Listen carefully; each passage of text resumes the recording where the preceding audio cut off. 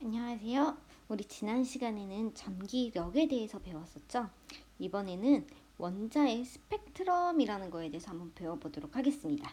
그리고 고체들이 가지고 있는 에너지 띠에 대한 이야기도 한번 같이 해보도록 하겠습니다. 자, 여기서부터는 이제 처음 듣는 내용이고요. 양자화라는 이야기가 이제 등장을 합니다. 현대물리학 쪽에서 이제 많이 이야기를 하고 있는 이야기고요. 양자화라는 얘기는 그동안 우리가 보아왔던 연속적인 세계가 아니라 불연속적인 세계로 이제 바뀌게 된다는 걸 의미하고 있습니다. 자, 스펙트럼이라는 것에 대해서 이제 한번 얘기를 해볼게요. 앞에서 우리가 이야기했던 바로 이런 전자기에 대해서 이야기를 배우고 그 러더퍼드에 대한 원자 모형까지 이야기를 했었죠. 그 후로도 이제 계속 사람들은 원자 모양에 대해서 궁금함은 있었는데 해결을 하지 못하고 있었어요. 근데 교사하시거든요. 교사를 하시던 분이요. 우연히 이 수소 원자 스펙트럼을 발견하게 됩니다. 이게 뭐냐면요. 우리 이렇게 프리즘을 통과하면 보통 이런 무지개를 볼 수가 있죠. 보통 태양광을 이렇게 프리즘을 통과시키면 무지개를 볼 수 있고요. 이거는 그냥 자연현상으로도 이제 빛에 의한 굴절, 분산에 의해서 무지개를 볼 수가 있어요. 그런데 수소 원자, 밑에 수은, 네온 이런 것들을요. 보면요. 여기서 방출되는 빛을 보면요. 이렇게 연속이 아니라 불연속적인 띠가 보이는 거예요. 우리는 이런 분해되어서 보이는 띠 자체를 스펙트럼이라고 하거든요. 그런데 이런 원자들을 보아하니 어머나 세상에 얘네들은 불연속적인 띠가 보인다는 얘기입니다. 항상 이게 또 보였어요. 이 자리에. 그래서 사람들은 너무너무 이상했죠. 이 이야기를 이제 가지고서 나중에 보어라는 사람이 두 가지의 가설을 이야기를 하면서 보어의 원자모형을 이야기하는데요. 이 이야기가 대체 무엇이냐라는 거를 지금 우리가 한번 해석을 해보면요. 바로 이런 얘기죠. 태양빛은요. 여기서부터 여기까지 모든 걸 다 가지고 있다는 얘기예요. 그래서 얘도 나타나고 얘도 나타나고 얘도 나타나고 연속적으로 다 가지고 있다는 얘기인데요. 수소 같은 경우는 수소에서 방출하는 에너지죠. 수소가 방출하는 에너지는 요것만 있다는 겁니다. 다시 얘기하면요. 수소에서 전자가 밖으로 나오면서 에너지를 이제 방출을 하는, 그 원자 구조를 바꾸면서 에너지를 방출을 하게 되겠죠. 어떤 상황인지는 아직 모르겠어요. 어쨌든 수소 원자에서 에너지를 방출할 때는 꼭 정해진 에너지만 방출한다는 얘기입니다. 수온도 역시나 꼭 정해진 에너지만 방출한다는 얘기입니다. 그래서 이제 보어라는 사람이 어떤 이야기를 했는지 뒤에서 한번 보도록 하겠습니다. 바로 이 문제를 이제 해결을 할 수 있게 되는 거예요. 아까도 얘기했지만 러더퍼드 같은 경우는요 계속 돌 수가 없어요. 왜냐하면 에너지를 발생하기 때문에 이거 점점 줄어들어야 되거든요. 그래서 안정성이 전혀 없는 문제였어요. 러더퍼드도 알고 있었다고 얘기했었죠. 하지만 해결을 못했을 뿐입니다. 보어가 그래서 이야기를 합니다. 저거 보니까 조금 이상하지 않니? 수소 스펙트럼 구조를 보아하면 저렇게 정해진 에너지만 방출이 된다라고 해서 두 가지 조건을 얘기합니다. 제1조건은요. 양자 조건이라고 해서 특정한 궤도에서만 안정된 상태로 존재한다라는 얘기를 하게 됩니다. 두 번째는요. 진동수 조건이에요. 전자가 궤도를 이동한다는 얘기예요. 다시 얘기하면 아까 얘기했던 특정한 궤도에만 있을 수 있다는 얘기잖아요. 안전한 상태이기 때문에 그러면 어떤 궤도에만 있을 수 있고 전자가 이 궤도로 이동할 때는 에너지를 흡수하거나 방출한다라는 얘기입니다. 어떤 에너지를 흡수하거나 방출할까요? 역시나 가장 간단한 거는 빛이겠죠. 빛도 에너지니까. 자, 그러면 이야기가 약간 말이 되죠. 다시 얘기하면 원자 속의 전자는 1번, 2번, 3번 이렇게 정해진 궤도에만 있을 수 있는 거고 가운데는 있을 수 없다. 그래서 얘가 위로 올라가거나 위에서 아래로 내려오거나 할 땐 에너지를 방출하거나 흡수해야 한다라는 이야기를 하게 된 것입니다. 그래서 이렇게 이제 그림으로 보면요. 이렇게 원자 핵이 있고 가장 아래에 안정된 바닥 상태의 궤도입니다. 그 다음 상태, 그 다음 상태 이렇게 궤도가 다 이렇게 존재를 하고 있는 거예요. 그래서 우리는 원자핵에 가장 가까운 에너지가 가장 낮은 상태를 바닥 상태라고 하고 N1 이렇게 표시를 하는 거는요. 첫 번째, 두 번째, 세 번째 이렇게 상태를 얘기합니다. 그리고 가장 아래쪽에 에너지가 가장 낮은 상태에 있는 걸 바닥 상태라 얘기하고요. 그 후부터는 들뜬 상태라고 얘기를 하고 가면 갈수록 이렇게 촘촘해지죠. 이 간격이 여기는 엄청 넓은데 그래서 나중에 이렇게 무한대로 n이 가게 되면 얘네들이 거의 겹쳐가지고 연속처럼 보이는 세계가 우리 눈에 보이는 세계일 거예요. 하지만 처음, 두 번째, 세 번째는 계속해서 크죠. 그래서 보어는 어떤 얘기를 했냐면요. 바로 이런 얘기를 하게 됩니다. 자, 여기에 바닥 상태에 존재하던 전자는요. 에너지를 흡수를 하게 되면 여기의 에너지보다 여기가 더 높겠죠. 그러니까 여기서 여기로 가려면 에너지를 흡수해야겠죠. 그러면 위로 올라갈 수가 있는 거예요. 어떤 에너지? 빛에너지의 형태로 흡수할 거예요. 혹은 세 번째 있던 전자가 아래로 내려오려면 에너지가 3이 2보다 높다 했잖아요. 그러니까 낮은 데로 왔으니까 이번엔 에너지를 방출해야겠죠. 뭐 아래까지도 올 수 있겠죠. 에너지를 방출해야겠죠. 어떤 에너지 상태로? 빛에너지 상태로 방출할 거예요. 이때 방출하거나 흡수하는 에너지의 크기를 바로 이렇게 하F라고 정의를 했습니다. 자, 여기서 하는요. 플랑크 상수예요. 그러니까 상수값이니까 우리가 별로 그렇게 신경 안 써도 되고요.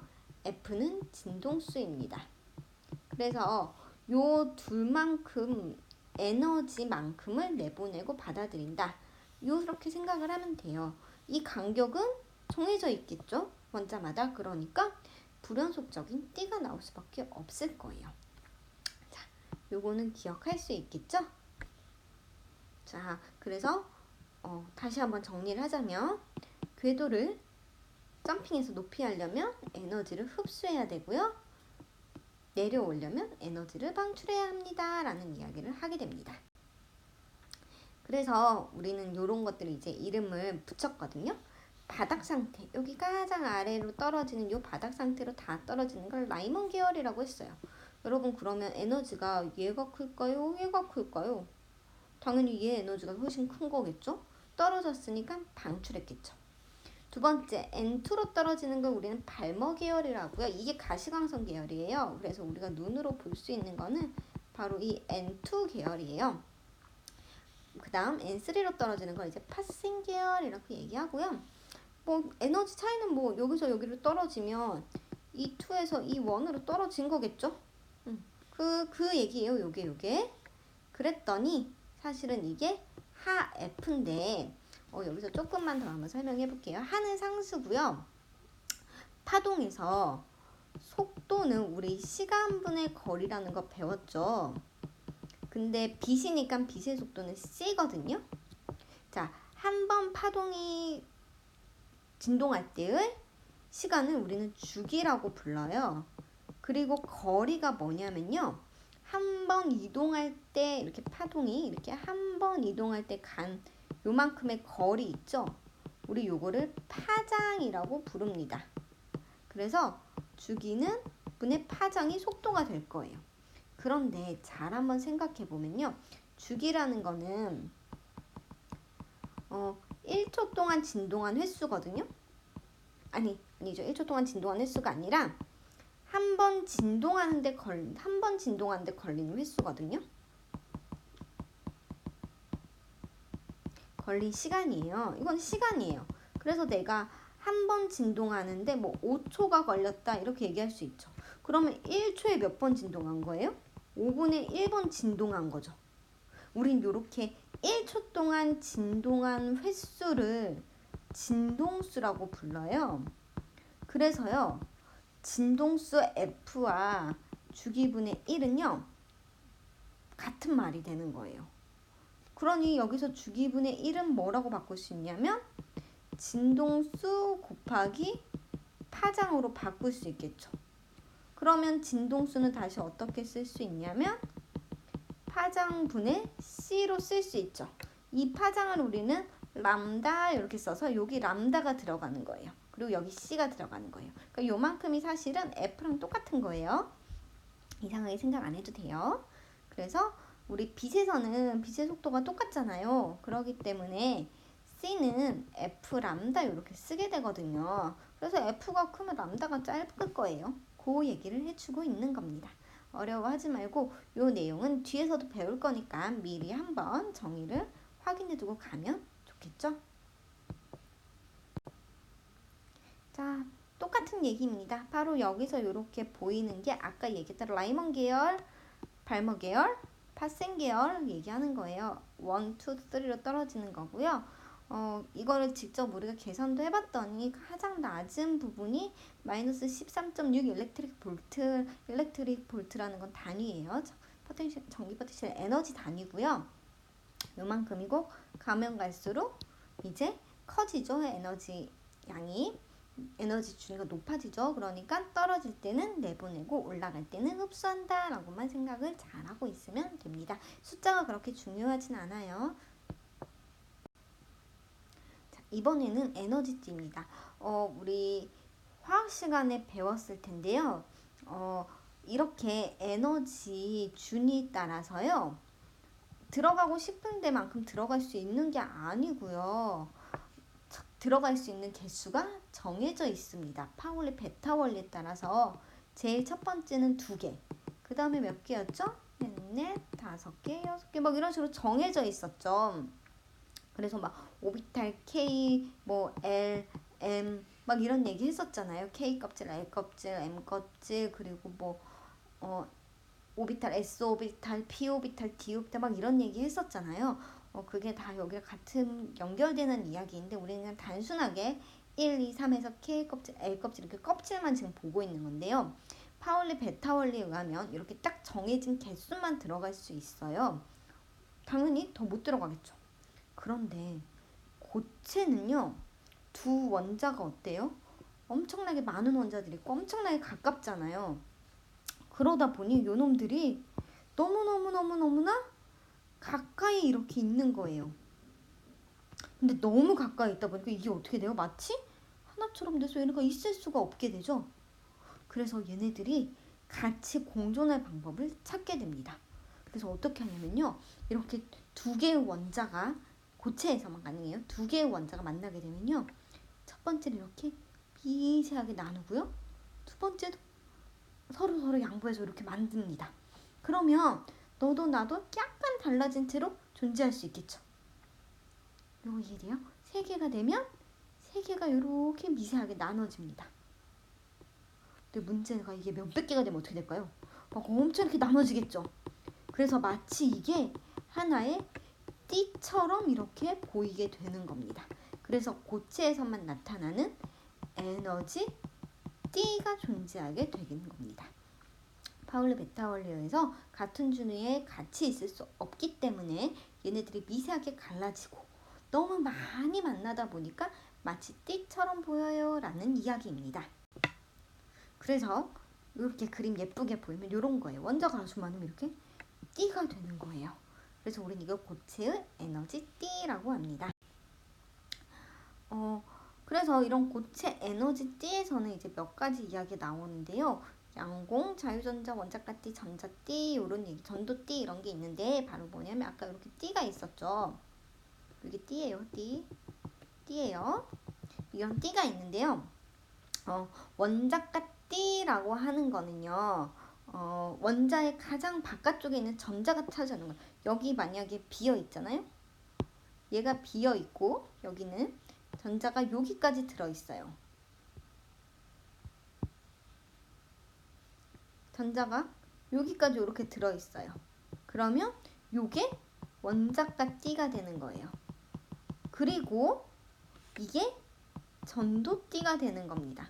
그래서 전도띠에 있는 전자들, 얘들이 이제 만약에 전자가 전도띠로 콩 하고 이동을 하잖아요. 그러면 여기서는 좀 자유롭겠죠. 여기는 꽉 차 있었는데 그러면 여기서 막 왔다 갔다 다닐 수 있겠죠? 이걸 우리는 자유전자라고 하는 겁니다. 얘네들은 속박되어 있지 않고 좀 자유롭기 때문에 편안하게 왔다 갔다 할 수 있어서 전류를 매우 잘 통해 줄 수 있겠죠? 그림을 한번 봐볼게요. 자, 도체입니다. 도체는요, 원자과 띠가 이렇게 다 차있지가 않아요. 그리고 원자과 띠랑 전도체가 이렇게 같은 띠 안에 존재합니다. 그러면 여기 있던 전자들이 언제든 멀리 갈 이유가 없이 여기서 그냥 놀면 돼요. 아직 덜 차 있으니까. 그러니까 얘네들은 엄청나게 편하게 전류를 흘려줄 수 있겠죠. 에너지가 많이 필요가 없겠죠. 많이 없어도 금방금방 위에서 그냥 놀면 되니까 같은 띠 안에 다 차 있는 게 아니니까요. 근데 저련체 부도체 같은 거죠. 원자과 띠가요 꽉 차 있어요. 너무 행복해요. 안정적입니다.